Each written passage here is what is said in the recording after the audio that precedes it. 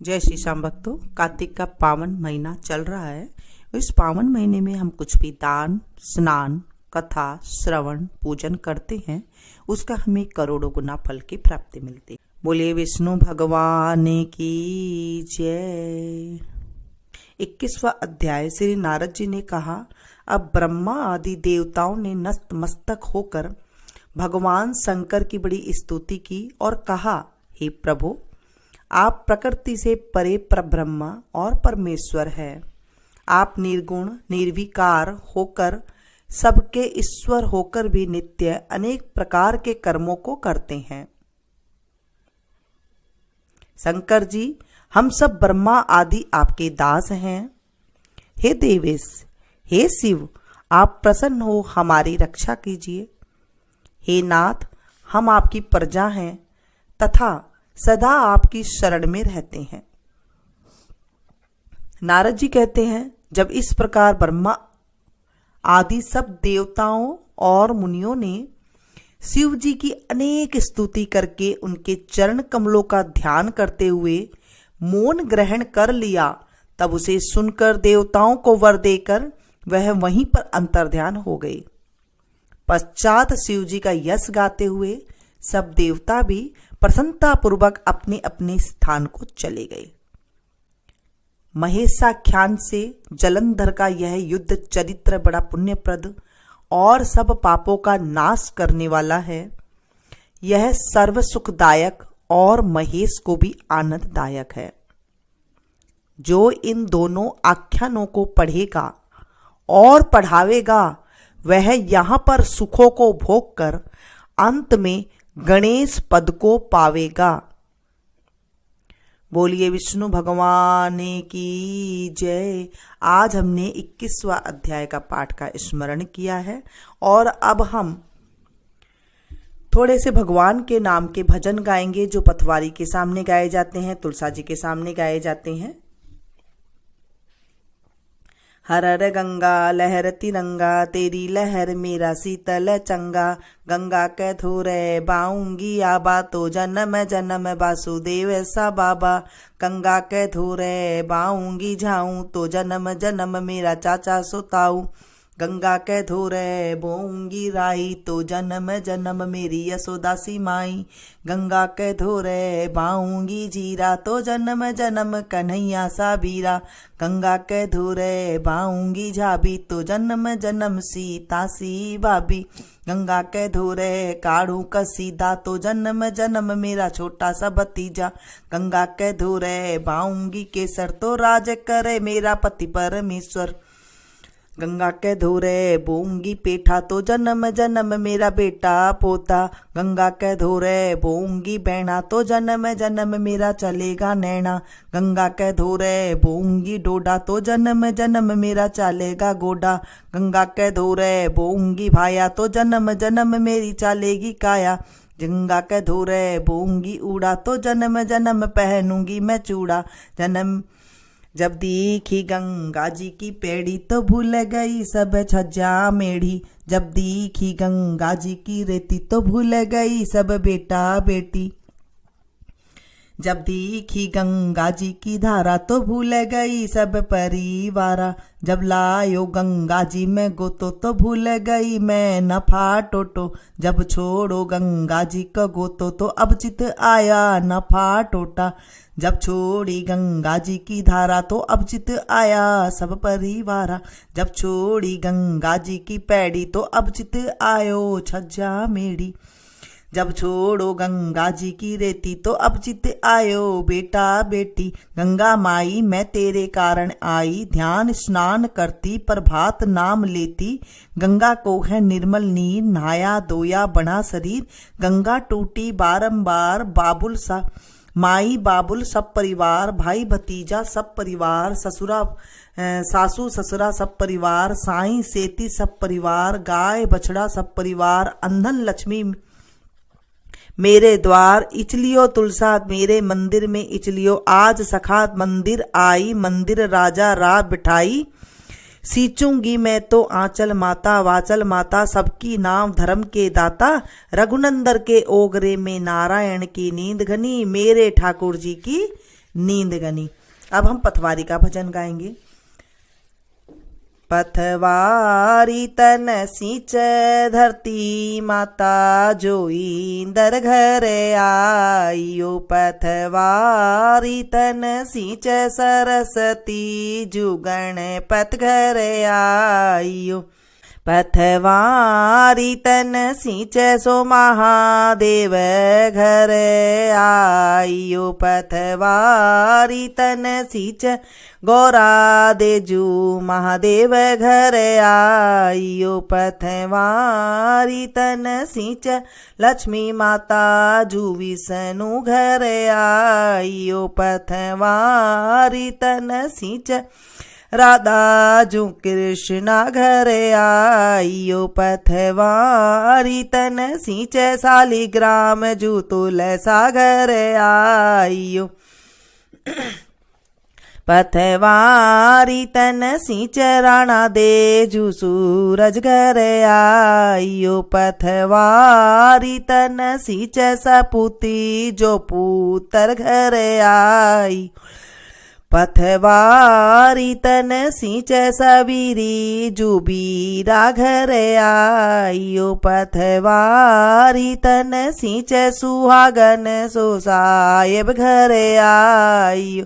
मेरो साहेब आवे नौनी धलावे मनी इच्छा फल पाइयो। पथवारी तू पथ किए रानी भूला न बाट बतावे हे रानी। भूला न बात बिछड़ाया न बिछड़ा न राह मिलाइयो। जब मेरा कान्हा कलेवा मांगे तो दे दूं माखन मिश्री हो राम। जब मेरा कान्हा दुल्हड़ियां मांगे तो मैं दे दूं वृषभाने की लाडली हो राम। जब मेरा कान्हा बंसुरी मांगे तो दे दूं हरे बांस की पोरी हो राम। फूटी थाली भोजन खाए उसका जन्म अखरता जाए। फूटे लोटे सींचन जाए उसका जन्म अखारत जाए। पीपल काटे गड़े की वाड़ उसका जन्म अखारत जाए। सास पीसे भौआ खाए उसका जन्म अखारत जाए। घर में घी और जो रूखो खाए उसका जन्म अखारत जाए। घर घोड़ी जो पैदल जाए उसका जन्म अखारत जाए। बेटी कै घर बाबुल खाए उसका जन्म अखारत जाए। साबुत थाली भोजन खाए उसका जन्म सफल हो जाए। साबुत लोटे सींचन जाए उसका जन्म सफल हो जाए। चंदन काटे गढ़े किवाड़ उसका जन्म सफल हो जाए। बहू पीसे सासू खाए उसका जन्म सफल हो जाए। घर में घी की चुपड़ी रोटी खाए उसका जन्म सफल हो जाए। घर घोड़ी जो चढ़कर जाए उसका जन्म सफल हो जाए। बाबुल कै घर बेटी जी में उसका जन्म सफल हो जाए। नहा धोए मंदिर तो जाए उसका जन्म सफल हो जाए। जय घर कन्या कंवारी होए जय घर राम संवारी होए। जिस घर बालक खेले राम उस घर राम लियो अवतार। जो देगी बिल्ली ने ग्रास तो पावेंगे वृंदावन वास। जो देगी कुत्ते ने ग्रास तो पावे बैकुंठावास। जो देगी कन्या ने ग्रास तो पावेगी सदा सुहाग। जिस घर तुलसा हरी भरी उसके मन में सदा रली। धन गोरी धन तेरो भाग तू धन नाई कार्तिक मास। तू धन नाई कार्तिक मास तू धन नाई उतरे पाप काटे। पाप कटे थे परली पाप साई पूछे ए मेरी नार तेरा मन में काई उपकार।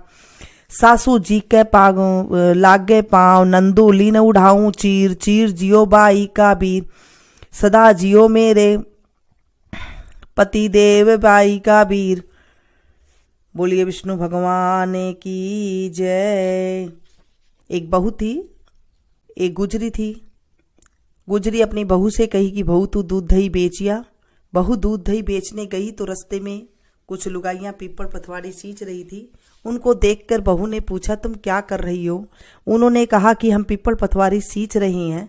बहू ने पूछा पीपल पथवारी सींचने से क्या होता है।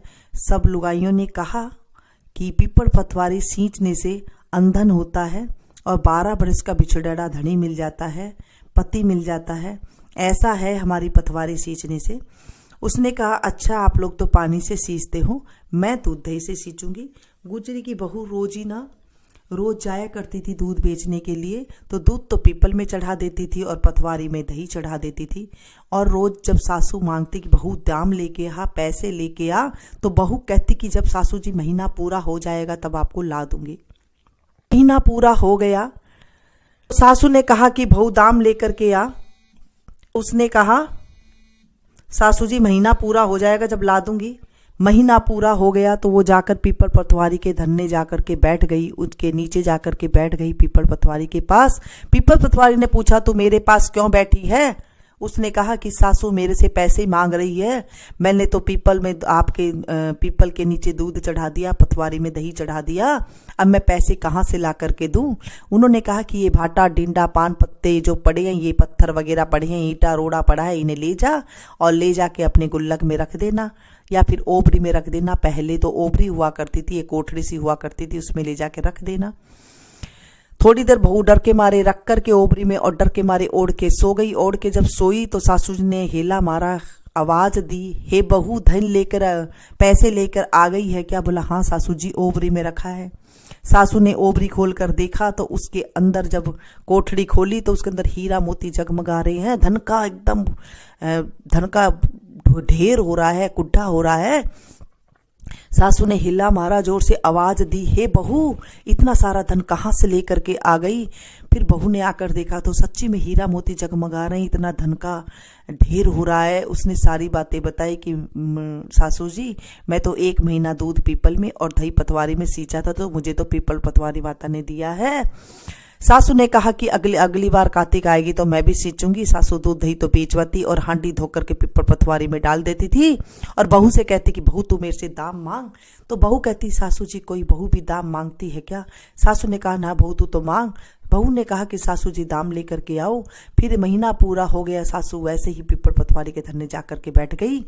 पीपल पटवारी ने पूछा कि ये क्यों बैठी है? ये मेरे पास कौन से दाम रखे हैं, ये भाटा डिंडा जो पड़े हैं इनको ले जाकर ओबरी में रख दिया। बहू ने खोल कर देखा तो कीड़ा मकोड़ा कल बरा रहे हैं। बहू ने आवाज दी, हे सासू जी ये क्या? सासू आकर देखे तो कीड़ा मकोड़ा कल बरा रहे हैं। सासू ने कहा कि पीपल पटवारी तो दुब्बड़ पिट्टे हैं, तुझे धन दिया और मुझे कीड़ा मकोड़ा दिया। तब सब ने कहा कि बहू तो सत की भूखी सींची थी, कार्तिक नहाने के सत से सींची थी और सासू धन की भूख से सींची थी। हे पटवारी माता जैसे आपने बहू को दिया वैसे सबको देना, मुझे भी देना, कहानी सुनने वाले को भी देना, जो इस कहानी को पढ़े सुने सुनावे हुंकारा भरे उन्हें भी देना, और जैसे सासू को दिया वैसे किसी को भी मत देना। बोले पटवारी माता की जय। एक लपसी था, एक तपसी था। तपसी भगवान की रोज तपस्या किया करता था। लपसी रोज 1.25 सेर की लापसी बना करके भगवान के भोग लगा करके और घंटी हला करके खा लिया करता था, जेम लिया करता था। एक दिन दोनों जने लड़ने लग गए। लपसी बोला मैं बड़ा, तपसी बोला मैं बड़ा, क्योंकि मैं सारे दिन तपस्या करता हूं। इतने में नारद जी आए, पूछे तुम दोनों क्यों लड़ रहे हो? तपस्वी ने कहा कि मैं पूरे दिन तपस्या करता हूं इसलिए मैं बड़ा हूं। नारद जी ने कहा कोई बात नहीं, कल मैं तुम्हारा फैसला कल करूंगा। दूसरे दिन जब तपस्वी नहाकर आने लगा तो नारद जी ने उसके आगे 1.25 करोड़ की अंगूठी डाल दी। जैसे ही तपस्वी ने देखा कि अंगूठी है, उसने घोड़े के नीचे दबा करके तपस्या करने लग गया। इतने में नारद जी आए और पूछे कि कौन बड़ा है? तपस्वी ने कहा मैं बड़ा हूं। नारद जी ने कहा तेरा घोड़ा उठा। घोड़ा उठाने से उसके नीचे अंगूठी निकली, 1.25 करोड़ की अंगूठी थी। नारद जी ने कहा कि तूने ये अंगूठी चुराने से तेरी तपस्या में भंग हो गया है, सो अब लपसी बड़ा है। तपस्वी ने कहा प्रभु मेरी तपस्या का फल कैसे मिलेगा? मैंने इतनी तपस्या करी है, पूरे दिन मैंने तपस्या करी है, अब मैं क्या करूं? नारद जी ने कहा कि सिर्फ एक उपाय है, तेरी तपस्या का फल कार्तिक नहाने वाली देगी। वो पूछा कैसे? अगर सबकी कहानी कहकर तेरी कहानी नहीं कहेगी तो उसका फल तुझे लग जाएगा। आंगी देकर तनी नहीं देगी तो उसका फल तुझे लग जाएगा। धोती देकर गमछा नहीं देगी तो उसका फल तुझे लग जाएगा। सीधा देकर दक्षिणा नहीं देगी तो उसका फल तुझे लग जाएगा। दाहिनी तरफ नाड़ा बांधेगी औरत तो उसका फल तुझे लग जाएगा। और चौका धोकर के धेली नहीं धोएगी तो उसका फल तुझे लग जाएगा। इतना कहकर नारद जी चले गए और लपसी बड़ा हो गया। हे मेरे कार्तिक महाराज, हे मेरे राई दामोदर, हे मेरे कृष्ण ठाकुर, जैसे आपने लपसी को ऊंचा बड़ा करा वैसे मुझे भी करना। इस कहानी को जो पढ़े सुने सुनाए हुंकारा भरे, उनको भी ऊंचा बड़ा करना। बोले विष्णु भगवान की जय।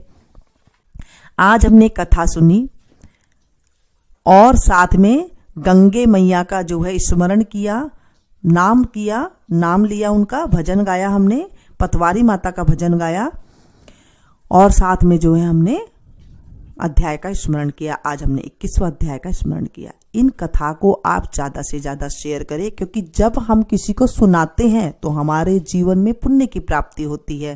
जैसे मैं आप लोगों को सुना रही हूँ, एक साथ आप लोग कई सारे एक साथ सुन रहे हैं, तो मेरे जीवन में भी पुण्य की प्राप्ति हो रही है, पाप का समन हो रहा है। ऐसे ही मैं चाहती हूँ कि मेरे जितने भी सुनने वाले भाई बहन हैं वो भी अपने के साथ शेयर करें और उन्हें भी जो है पुण्य की प्राप्ति हो, क्योंकि कार्तिक का महीना है। ऐसा हमारे धर्म ग्रंथों में कहा गया कि हम किसी को अगर पुण्य की बात बताते हैं तो हमारे खाते में अपने आप, जब वो कुछ सुनते हैं या फिर वो कुछ करते हैं, तो आपको घर बैठे ही जो है पुण्य का खाता में अपने आप पुण्य बढ़ जाता है। ब्याज बैलेंस जैसे हमें मिलता है ऐसे हमें मिल जाता है। अब आ गई है, अब जो पूर्णमासी आएगी उस दिन आप 365 बत्ती, अभी से आप लंबी बत्तियां बनानी शुरू कर दे। हाथ से लंबी लंबी बत्ती जो बनती है, जैसे हम दीपावली में जलाते हैं ना, ऐसे लंबी बत्ती आप बना लें, पतली पतली सी लंबी लंबी। फिर उनके तार तोड़ लें, तोड़ करके 365 बत्ती आप बना लें। 365 रुई की बत्ती बनाने के बाद आप उन्हें इकट्ठा कर लें और उसके बाद उसमें धागा लगा दें। मूली का धागा से बांध सकते हैं आप, रुई से भी उसे बांध सकते हैं।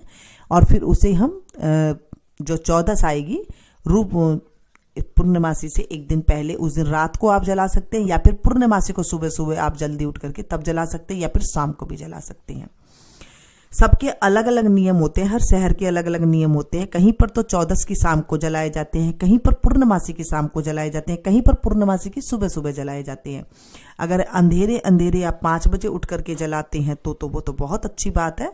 अगर आप वहां पर नहीं जला सकते हैं 5 बजे उठ करके, आपको शाम को जो है जलाना है। वो दीपक को एक नारियल, जो पका हुआ नारियल होता है ना, सूखा नारियल, कच्चा पानी जिसमें है वो नारियल नहीं, सूखा गोला जो होता है उसमें आधा जो कटा हुआ होता है उसमें बीच में ये रखा जाता है, जो बत्ती है इसे बीच में रखने के बाद ही फिर उसे जलाया जाता है।